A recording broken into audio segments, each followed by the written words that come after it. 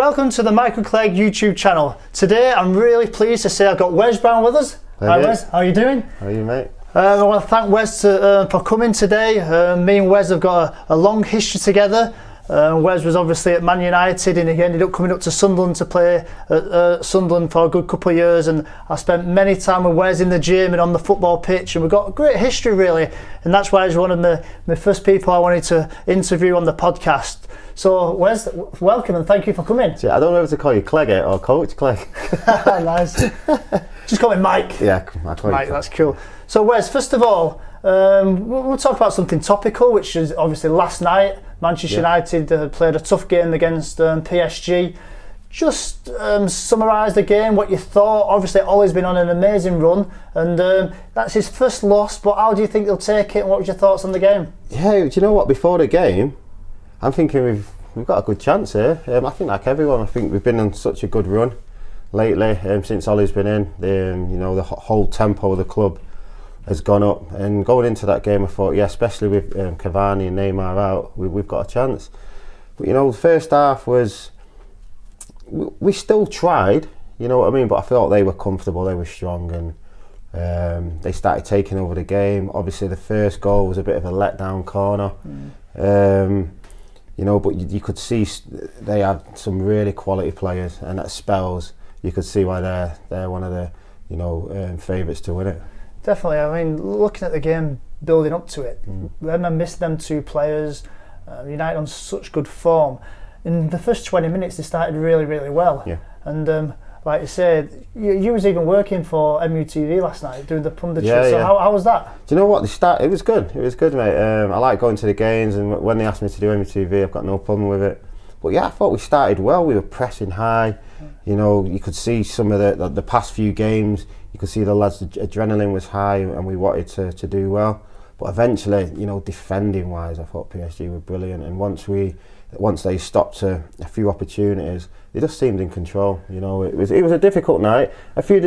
Sometimes because we've been playing so well, I always think it's going to drop at some point, the tempo. And against a quality team like PSG, I thought we just dropped a little bit where we needed to, really, really push on again. I know, well, they got some quality players, Mbappe and Di Maria, and even with the two players they had missing with Neymar there. So I mean, we know that was going to be a tough game. And so, what your thoughts or what your hopes for when we go over to Paris? Early goal, Clegg. Got to be, hasn't it? Early goal. I mean, I don't think they've lost in the Champions League for a while. It's going to be tough. They might have a couple of Cavani back anyway. But we said it at Juventus. People said we've got no chance, and we pulled off sort of a shock win there. So hopefully you're looking for one of them magical nights where something happens, something changes in the game, and we get a goal, and I don't know, the adrenaline comes with us and we just push on. It's going to be hard. Of course, it's going to be hard, and you're thinking about that. The Pogba's suspended. Jesse's obviously won't be able to play because he's probably going to be injured. Maybe somebody's got to step up the mark, and it could be one of them miracle nights again. So we know it's happened so many times, don't feel it'll happen again. Yeah, I mean, absolutely gutted that the two lads come off injured at the same time as well. And that makes it difficult, not just for the next leg, but for the cup coming up and the league games. That sort of leads us into the next game against Chelsea, a big game, and then Liverpool. So two big games now, almost a real important part of the season, especially for Ollie, who wants to get the job, I'm sure. So it'll be interesting to see how they'll deal with this. Yeah, I think, you've done it before. When we've lost a big game like the best thing to do, you just got to try and forget about it. They've been playing well. If you're playing really bad, it drills you. You go home, you think about it. Last night, we got beat. We all wanted to do well. We've still got another chance, but we've got to forget about that now. And like you've said, Chelsea FA Cup, I mean, we could go on to win that if we beat these. And then obviously Liverpool will be a massive game, not just because it is my best game, when the fixtures come out, but Liverpool are going for the league as well. So we want to stop that. I mean, on that point, it's massive, isn't it? Liverpool have not won the league for decades, and United have sort of dominated, and then Man City, and we want to keep the Premier League in Manchester, I'm sure. So we're going to try and do Man City a favour in that sense. So, Liverpool, could you see them doing it, or do you think this is the year? Yeah. Well, I mean, they've got the players to do it. it's going to be them or City. I'm not sure what will happen. It depends. I mean, City have been in this situation before. Maybe that might help them. You know, when Liverpool have been in this situation, they have sort of folded a little bit in the past. So it's going to be interesting. I think City have done tremendous to get it back to where it was, because we all thought, you know, Liverpool have pretty much run away with it. But it's going to be interesting. You know, obviously. I don't really care who wins out of the two, but I hope United do very well against Liverpool. So. Of course, and we both do work for Man United TV, and we wish all the lads all the best for the rest of the season. It's going to be really, really interesting. The running, obviously, we both know Ollie really well and Mike Phelan, and it'll be interesting just to see what happens at the end of the season regarding that appointmentship. So what are your thoughts on that? Do you think he's got a realistic opportunity? Him and Mike, great team together? Yeah, do you know the thing, when he got appointed, you're like, yeah, okay, I like that. If it's going to be to the end of the season, yeah, it's good. He knows the club. He's been reserve manager. He knows what it's about. You know, I remember hearing him say he takes everything he does off Sir Alex, which I always think is a good thing. And then he's come in and absolutely smashed it. And you just think, wow, sometimes maybe something's looking at you and it's right there. And, you know, it was a good decision to bring him in. He's lifted the whole squad. And hopefully, I mean, I don't know, the results speak for themselves sometimes, and you can't really mess about with the results he's got. I think looking at what he's brought back is that Man United way. Yeah. Listening to the people who work down at Carrington, they're all saying it's back how it was when the gaffer was there, Alex Ferguson, and you know, we hope he gets the job. I certainly do anyway. But talking about people we know and managership, our friend Paul Scholes has just got into Oldham. Scholesy, yeah. So Scholesy, you know, he's always been a quiet lad, but we've always known him ourselves more intimately. He knows what he's doing. He's intense. He's got an unbelievable footballing background, and he knows what to do. And he's an Oldham fan, of course. Yeah. And I used to play for Oldham, and I wish Oldham all the very best. So, what's your thoughts on Paul Scholes? I think it's good. I mean, he's. You've heard stories along the years that he might take the job, he might not. And you know, Scholes, you know what he's like. He's not said much about it. And he's decided to take it, which I think is brilliant. I mean, what a great start last night, 4-1. Like you said, he's an Oldham lad anyway, and you know, I think obviously he's got his punditry job and he does that. But I think he's thought, you know, I'll go for the challenge and see what he does. And it's good that he's gone, you know, to Oldham, the lower leagues as well. I think that's a testament to him as a person. I think he's never been a big show off or anything like that. He's took Oldham, who he loves, that he cares for, and he's willing to give, you know, everything to that. So again, we wish him all the best. Yeah. He might give me a game. I'm only joking. Wes will come out of retirement and play for Oldham. You never know. No. So yeah, but I mean, sticking on that sort of theme, and more recently, you look at the success of what Salford have been doing, and the likes of the class of '92, all lads you've played with, like myself, but you know, Beckham's now joined the Salford party there, and you know, where do you think they're going to take themselves? It sounds like it's going to be an absolute, you know, mega steam train of somewhere. I think it's been good there since they took over. I mean, they've come up league by league slowly, but genuinely coming up, and Beck's obviously joining now will be a big boost. And I'm going to guess, you know, 2 or 3 years they're going to be in the league, and they'll be pushing. If you've got the backing of the 92, like, I mean, it's that's a good starting point anyway. Without doubt, I went down probably 3 or 4 months ago. I went seeing Chris Casper. Yep. Chris Casper's the sporting director there, great guy who we played with, and he was showing me the way they're doing it, they're setting it up properly, and it looks like they've got some big plans ahead in the future. Yeah, I've seen Chris last week, and he was telling me all about it, and it's really good. You know, what's good about it as well, they all grew up together. Yeah. You know, they've decided to put some money into the football club, but they're doing it in the right way, and I think that's the best way. I agree. I think there's so much about sticking to your own community and trying to help the people who help you to become what you were, and you know, that's a testament to them guys. Okay, Wes, going into your actual football career, you actually you're not actually retired, so to speak. You just put your. I've not said I'm retired, but I don't play football anymore. You just play some Masters football, don't you? Yeah, I do that. Yeah. Where was you recently? Did you not go down to Mauritius? Yeah, we did Mauritius, and then before that, I had one in Hong Kong as well. That was good. That's not bad life. And we got a few games coming up, haven't we? Sort of organised through Russell Baseball and correct, Ben Thornley. Where are we playing? Do you know? Oh my God, don't. I think we're playing a game down at Taunton and maybe one in Mansfield. I think we've got to stay over at Taunton. Yeah, so that'll be good fun. I'm not sure. We always play these games, get young lads buzzing around us, don't we? And we just try and at the moment, simple. I can still do the running around bit, but I'm guessing in a couple of years, I'd just like, I'll just stay here. Exactly, but ultimately, your last professional gig, I suppose, was when you was in India. What was that like as a culture from being in England all your life to then going out playing India? Yeah, well, it was after Blackburn really, and I didn't really play at Blackburn. My knees were playing up a little bit again, and then Rennie Mullenstein phoned me and said, "Why don't you come out? I think I've got Berber as well." So nice connection. I said, yeah. So what was the team called? Kerala Blasters. Nice. Yeah, South India, hot as you can think. Absolutely tremendous experience. Great bunch of lads. Me, Berber, Paulie Chubka as well. So Paul was out there. He was my roomie on away trips. Nice. I mean, we had a great time. We didn't actually win the league, but we pushed as far as we could, and we did really well. Completely different scenario to England. It's more like MLS. So how many games do you play? You play 18. You play 18, and top 4 go into playoffs. But again, completely different environment to English football, and it was good going out there. You can see that it's a new league. It's only 5 years old at the moment, but they've got some good players. As you know, the number one sport there is cricket. Of course, everyone plays cricket, but they're trying to push football a lot more. So they get a few signings in where they try and help the team. So they get some big signings in like yourselves, and all these different clubs have their star players. But talk to me a bit about the actual Indian players themselves. Is there some good players out there? Are there some who are getting good reputations? And do you ever see a transition maybe where some Indian players might get to the Premier League or maybe play in the Championship? Yeah, well, speaking to them, that's what they're trying to do.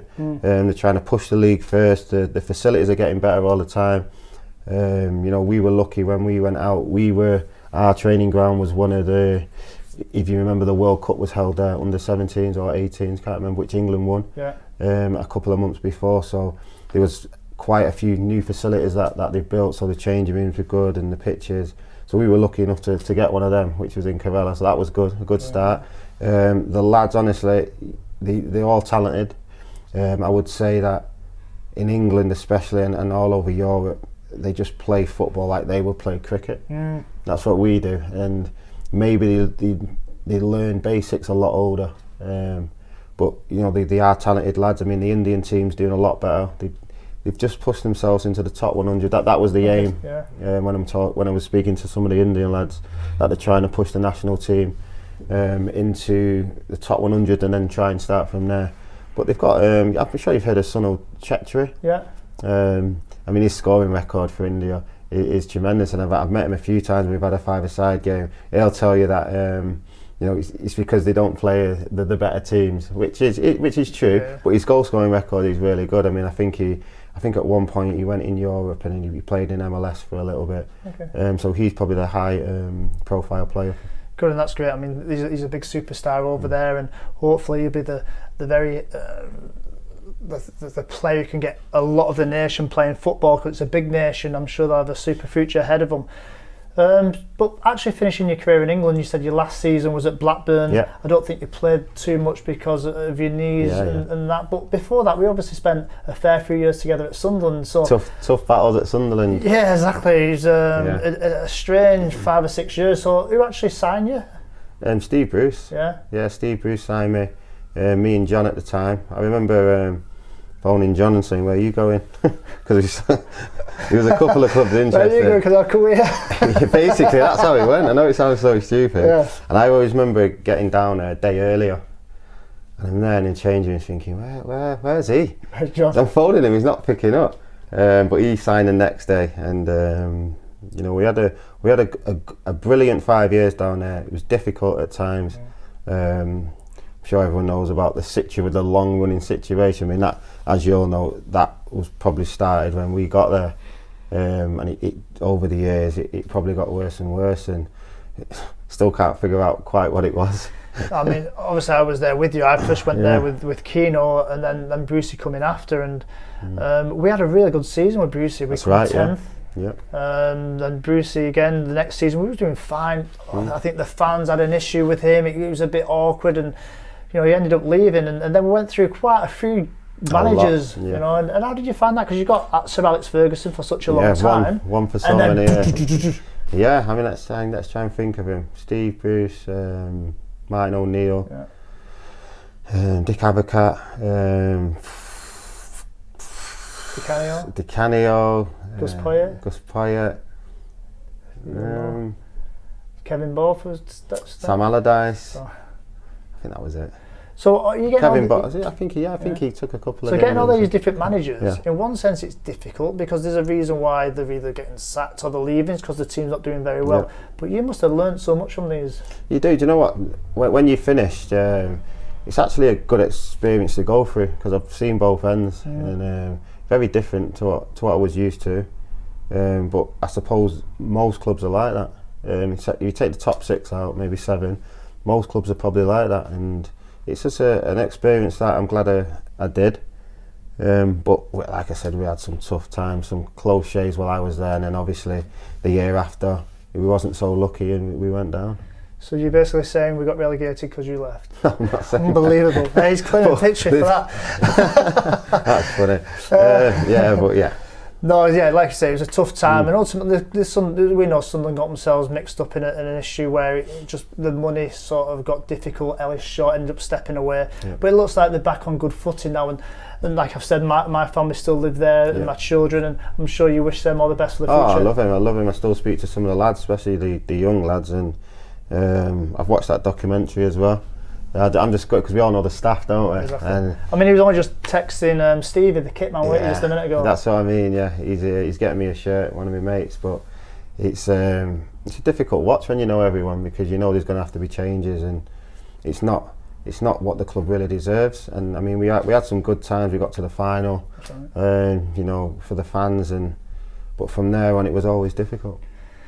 Yeah, and again, it's like Wes says there, you know, sometimes I don't think the fans always realise that, but the players build very strong relationships either with employees at the club or the staff members or even people in the local community where your kids are going to school, and it changes very often, you know, and as a player, moving around is difficult for the family as well, eh? Yeah, I mean, my missus didn't move. Okay. I stayed on my own and travelled back quite a lot.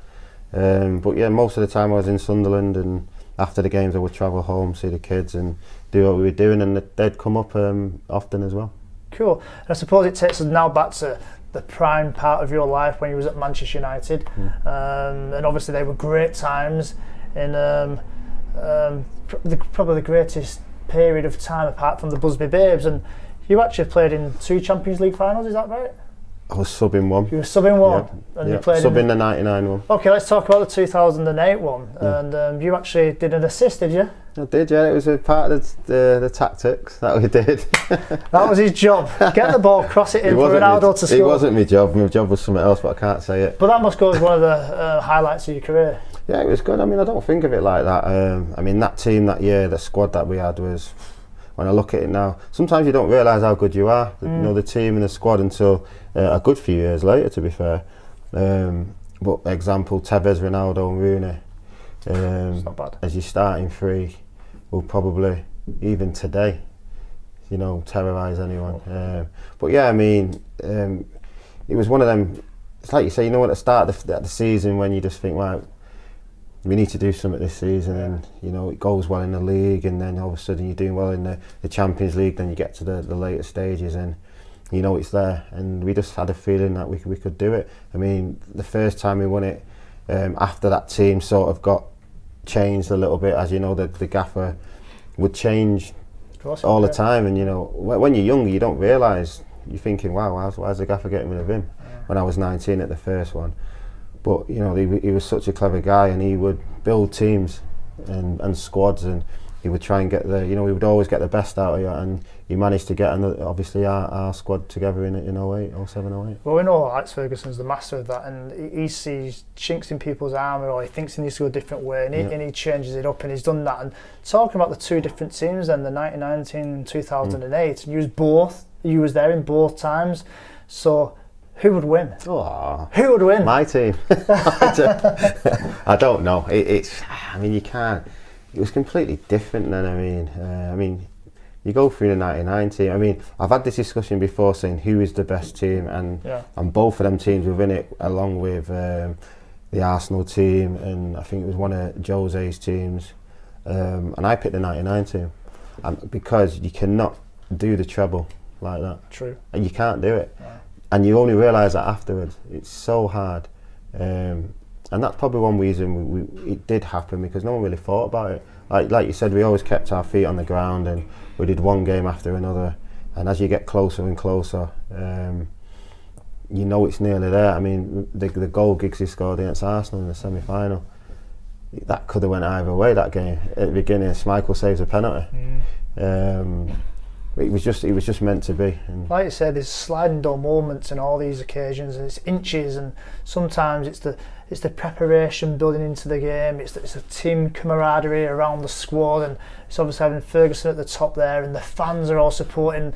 So when these things all come together and it's right, what an occasion! What a time to be a part of the team, you know. Yeah, of course, but you don't realise it's happening like that, because all you're thinking about is the next game. But that's the way to be, though, because if you start thinking about the big picture too soon, you can take you out of the ball. So it's that day in, day out, and that's what Ferguson really drove well, you know. So great, and in amongst that time, you know, you was a top player, and you played for England. You went to the World Cup. And how did you find that as an experience? Because do you know what? I was in England for many years. I think it could have gone 11 years or something in the squads, and I didn't play that many games. We had some unbelievable. Because the problem I had was, obviously, I'd be right back sometimes. Gaznaz was right back. Centre half, you could go on forever. Started off with Sol Campbell, Martin Keown, Ledley King, Jonathan Woodgate. Who else was there? John Terry. There's probably another one, but I'm forgetting. Sol Campbell. I mean, it goes on and on. You know, I was just happy to. Obviously, I wanted to play, but I was happy to be in the squad with my boys. And I know people say around that age it was, we don't speak to, but it was all a load of rubbish. I mean, we sat on the same tables as you would do. Like, I see you every day, so I would sit with you. Of course. But in general, there was no like bad feeling anywhere. But for some reason, especially with the quality players we had, it just didn't happen. No, it's interesting that you always think of this golden generation, and more recently England did really well in the World Cup. Yeah. And you actually thought, well, you're looking around the squad, you think there's no real superstars, but they've got a good squad. Back then you're looking at like all the Beckhams and the Lampards and the Gerrards. There's a great opportunity to really you just couldn't fit them all in. No. I know it sounds stupid, but sometimes, I don't know, you might have to, I call them like the defending play. You might have to throw a few of them in just to even it out, where instead of having four special players maybe. But it didn't work. But I had some great times. Obviously, I love playing for England. Eventually, I did retire for the simple fact that my knees weren't getting any better. Obviously, because of my injuries early on in my career, and it just given that, honestly, that week off, 5 days off was absolutely perfect, where you're not actually running around on your legs. Well, we're not, obviously I worked with Wes at Sunderland, and he needed to have like really special care, you know. Kids gloves, he obviously could perform very high level when it comes to the games, but throughout the week we looked after him, and that's a part of what the physios, the doctors, strength and conditioning, the sports scientists, we used to look at his loadings and, you know, really make sure that he was ready for the game. He couldn't plod. No, if you asked him to more than like, you know, once around the pitch, you know, his knees were sore and you get a bit of a bad back. Do you know what, at the beginning of that, it was funny because I always thought you used to think I was lying, but I just couldn't. All the long runs we did, I was like, I can do it, but I know it's going to be sore tomorrow, and it's just wear and tear on my knee. I mean, I went to the specialist numerous of times, and we'd have a joke in that, and he'd go, I don't even know how you're still playing, if I'm being honest. But he said there's nothing wrong with your knee, but there's lots of wear and tear in there from obviously previous operations and early injuries.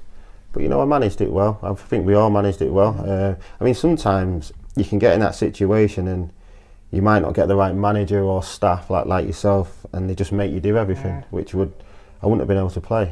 But luckily enough at Sunderland, they were good. They looked after me, and you know, I was able to play in the games on the Saturday. And obviously you've done a lot of things right, because you're still playing up until what age? 38, 39. So you've looked after yourself in that sense. And the knee. So regarding your knees, when did you first get like your first major knee? 90, straight after the treble. 99 pre-season. Right. Kohler chopped me. Your own man shot you, yeah? Yeah. Now Coley's gone to shoot, and I've put my leg out, my left leg to stop it, and then he's cut in. Okay. So obviously, as I've seen that and I've landed, it's twisted, and obviously found out it was ACL. Didn't really know what it was. Obviously, ACL's it's common now. Anterior cruciate ligament issue, and that used to be the end of your career with that. Obviously, you know, the new surgeons and physios that can put you back right, but it's always there. You always have some type of residual issues with that. Yeah. But you did brilliant. You had a really long career looking after that and knowing your own body. And I suppose that's something all young football players need to know. They need to know how to manage themselves. Yeah, correct. Yeah, and it's, you know, it's one of them. I'd never been injured before, so I found it pretty difficult, to be fair. I mean, the first 2 months you're fine. You've had the operation. You're bored. You can't really move about. I know that's all changed now anyway, because you get you up doing stuff. But after about 2 months, you're like, doing the same things in the gym as with your dad in the gym. Oh my God! No wonder he was bored. We just. I remember one day actually saying to after 8-9 months, when I got back running again, I was so big I couldn't move. Do you know, like? So you pumped? Yeah, because you just obviously doing all the weights, and I was like, and when I got running about, I was like, I don't like it. Like, I feel like I've gone a bit slower. And I always remember like your dad in the gaffer going, yeah, I think you ease down on it. So I didn't really do much more. It was more lower body weight. Yeah, lower body weight stuff, but a lot more reps, and it seemed to work perfect. Yeah. Yeah, good. I think again, people wasn't like you. No. People out there who go to the gym when they get injured, you know, you got to think about what are you doing in that period of time, because you don't want to come back bulky. You want to come back athletic and ready to go and be able to move and sprint. So again, that's something me and Wes spent a lot of time talking about up at Sunderland. But back to your United time. So talk to us about your debut, making your debut, and obviously the anticipation of that building up, and you're probably working through the reserves thinking at some chance I might get an opportunity, and when that big day come, how did that feel? Yeah, it was good. I was probably still cleaning your boots then. So I cleaned yours, Cantona's and John Macken's. Did you? Yeah, and yeah, it was good. I mean, I was training, and I remember Pally coming out. I mean, I was quiet, to be fair. I'm not quiet, but I was. Just on that note though, Wes used to clean my boots, which is unbelievable now, thinking that was the case. That's how it went, yeah. But I didn't realise how good Wes was, and somebody said to me one day, he said, is that Wes Brown cleaning your boots? I said, well, I didn't really know who was up and coming, and I remember going up to Wes and saying, Wes, I've heard you're a good player, and you are guaranteed to be better than me, therefore you do not have to clean my boots. You did say that. I actually remember you saying that, yeah, and I was like, no, it's fine, it's my job.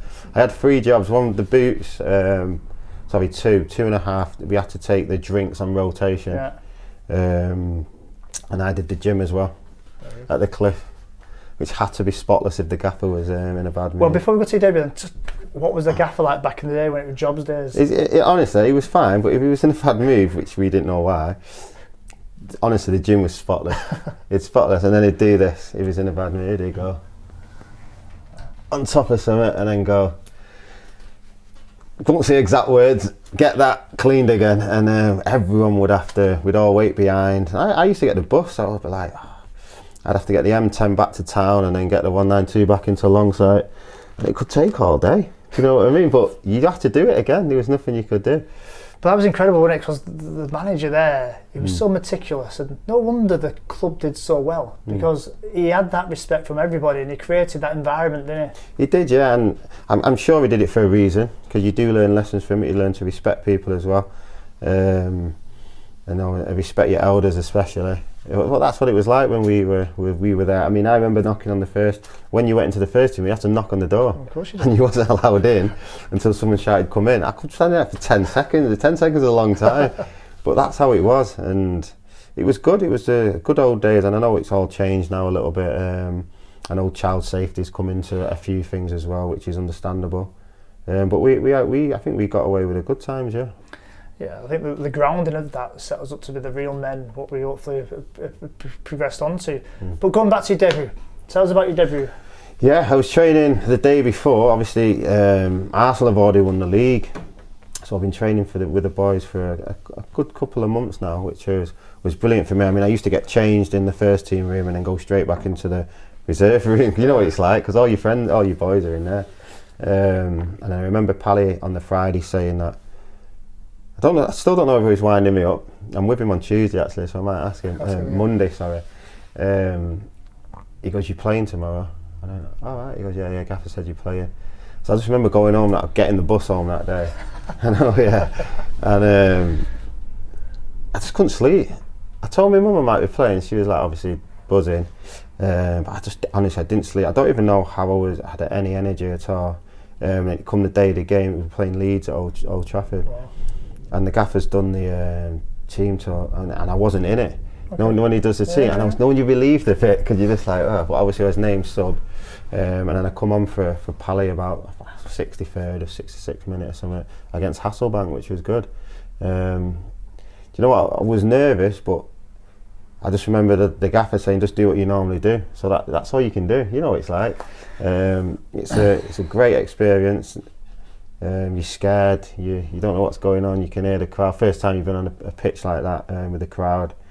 And I always remember there was a ball that got played over the top, and I beat Hasselbank in it. I used to be fast, everyone, by the way. He was fast. I beat Hasselbank in a race to the ball. I always remember saying, "Whoa, where's slow down?" And I used to think, I've asked him about it afterwards. He just started laughing when I've seen him last few years. And he went, "Oh, Wes, just slow down." And honestly, that's all I told my mates. That Hasselbank was like, "Wes, just slow down." But you get a proper kick, a proper buzz out of it. But Clegg, honestly, on the other side of that, I did really well that game. But how difficult it is, I mean, I could have had a bad game. Do you know what I mean? You have a bad game there, and the whole situation could have been different. Not saying that you would never play again, but that's where football's like you say, it's inches, and you know, if you would have done this different, maybe you might have played another game or blah blah blah. But luckily enough, I actually did well that game. And then I think, I'm not sure if you played the Barnsley game the week last game of the season. Yeah. And it was me, you, I think Willow, Greening, a few of us played, and we won that game as well. And from there, you know, I was permanently in the squad. But it was nerve wracking, and I loved every second of it. It's probably my second best moment. 99 will always top it, and nothing ever, you know, really. Nothing ever got to the same buzz as the 99 season. Of course, and they're such great memories. And again, like you said, the sliding doors moment, you get on, you do brilliant. In your own mind, you can be thinking, well, if I didn't play, then my entire life would have been different. Yeah. You know, but you took that opportunity, and it's taking the opportunities when they come along. And that sort of leads me back to your sort of early history then. And you sort of, you within your local community, you was born in Longside, is that right? Yeah, St Mary's. Yeah. St Mary's, you know what that is? Yeah. So you're there, you grew up in a normal family, you obviously enjoy playing football, and just talk to me about your family situation and what it was like growing up in Longside. And I didn't know any different. It was great. I mean, I knew I always used to carry the ball and just play football, and whoever was on the estate would just all join in. I didn't actually play in a team till I was like under 10s, 11. So that's quite late, eh? Yeah, I would say so. I mean, I did karate for about 3 years before that, but I kept failing my black belt in Shotokan, yeah. So I was a bit upset, and I love football. That's all I did. I carried a football everywhere, and we used to play at the front of the house like you do. And one of my mates, Leon Mills, who was at Fletcher Moss Rangers, and I ended up going there, and within 2 years I went from right wing to centre back. Tricky right winger, right? Do you know what? Because I was just fast, and I had a chop on me. Yeah. But other than that, I remember one of the lads being injured one day, and the manager was like, "Does anyone want to play centre back?" And I go, "Yeah, I'll do it." And then I never moved from there again. It went pretty quick from there, because after 2 years playing there, I started going on a couple of trials. I got an Oldham, but my dad was saying he's not going to rush into it. I went for a City trial. I didn't get on, and then honestly about 2 weeks later I remember Nobby Styles phoning my dad and saying we want him to come to the Sunderland tournament. Okay. Do you remember that one? We had a great team, and we got to the final but got beat. But I mean, straight away after that, Nobby's like, right, you're signing. And what age was you there? So I was at the School of Excellence at 13, obviously signed School of Excellence at 14. I think it was different then. You signed at 14, and then I went to and then from that year straight away I started doing trials for Lillyshaw. Right. And then I got on there as well, so I spent 2 years away from home. So Lillyshaw was like the national centre where the best players sort of got selected to... Well, they say the best players at that age get selected to, and you're basically playing for England against all the other clubs over the season. So like you say, from being under 11 to being 14, 15, you've gone that accelerated. Yeah, pretty quick, yeah. Who was in that squad of Lowshore players with you? So there was me, Michael Owen, Michael Ball, John Harley, who was Kenny Lunt, he played for Crewe for many years. I think that's probably it, who did well. So even within that then you got some players who are amazing, but some players who drift away. There was older lot as well, I mean with Michael Branch, Jody Morris. Okay. Luke Staten, do you know Luke? Okay. Yeah, just a few different players, but you know, there was always it would always be 3 or 4 from every year. I think that was the statistic, and eventually it got shut down. I don't think it was producing. I think it's one of them. It was brilliant for me because it took me away from home and it got me in the rhythm of YTS. So on that note then, because you brought it up, so your home life alongside, I'm sure you do love that, but I'm sure there's issues in and around that area. It's not, you know what, everyone was fine. Sometimes you can just be there, if that makes sense. Something can happen, you can just be there. That's just how it is. And obviously I wanted to play football and I had this opportunity, and I think it was my nana that said, I really want you to go. I didn't want to go. No. I didn't want to go, but I ended up going, and it was brilliant experience, and it gets you focused for what's going to come afterwards, which is YTS. Definitely. So also though, you was a very good basketball player. Yeah. So what I like this story here is you did karate, you was a very good basketball player, you was doing football, and these different sports help you to become a really good player. When we were growing up, when we got to Burnage High School, so 11, probably till I was 14, basketball was our main sport in school. We won the national championship once. We got beaten in the final another year. I don't even remember the Manchester games. Yeah, of course, yeah. Yeah, so a lot of our team were in the Greater Manchester side, and you know we just loved it. We'd get there early, sometimes an hour early, and Burnage High School started early as well. I mean, it started at, I think it was 8:15 rather than 9:15, and then we'd finish early. So we used to get there at 7 o'clock sometime and just play basketball. And that's just the passion because you love doing something. Yeah, but we would play, I would say in school it was probably basketball first before football. And when we did play football, we normally beat everyone as well because we had some good players, yeah. Brilliant. So I suppose that takes us back down to being a very young child. And what fond memories do you have from being a young child? As like very young, have you got brothers and sisters? Have you? Yeah, I'm the oldest boy. I've got an older sister, 2 younger brothers.